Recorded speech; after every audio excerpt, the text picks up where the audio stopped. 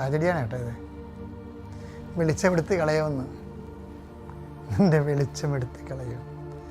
ദൈവപീഠത്തിൽ കുറേ അർത്ഥങ്ങളുണ്ട്. പ്രാർത്ഥനാ ജീവിതം എടുത്ത് കളയുന്നൊക്കെ ഉണ്ട്.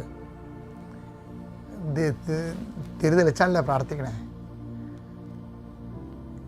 ദൈവ സാന്നിധ്യത്തിൻ്റെ അടയാളമാണല്ല ദൈവപീഠം. സാന്നിധ്യങ്ങൾ, പ്രാർത്ഥനാ ജീവിതങ്ങൾ,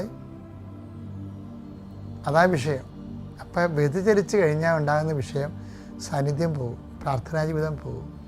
അപ്പം നീ ഏത് അവസ്ഥയിൽ നിന്നാണ് അതപ്പോൾ എന്ന് ചിന്തിക്കുക. അപ്പം എന്തെങ്കിലും ഒരു തകർച്ച വന്നു, അപ്പോൾ ചെയ്യേണ്ടത് ആ തകർച്ച. കഞ്ചാവിൽ നിന്ന് എൻ്റെ മകനെ ജയിലിൽ നിന്ന് പുറത്തു കൊണ്ടുവരണമേ, ജയിലിൽ നിന്ന് പുറത്തു കൊണ്ടുവരണമേ, ഞങ്ങൾ കോടതി ഞങ്ങളെ പിരിക്കാൻ പോകുകയാണ്, ഞങ്ങൾ ഐക്യപ്പെടുത്തണമേ.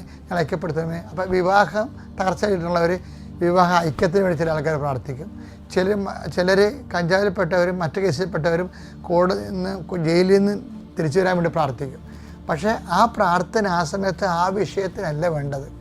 നീ അവസ്ഥ നിനക്കുണ്ടായ സാഹചര്യങ്ങളെക്കുറിച്ച് കൊണ്ട് അനുതാപം ഉണ്ടാകണം. അങ്ങനെയാണ് ഇതിനെ പെട്ടെന്ന് നമ്മൾ ഓവർലക്ക് ചെയ്യണത്. അല്ലാതെ ഈ അണ്ടേക്കൊണ്ട് വളം വെക്കാൻ പറ്റത്തില്ല.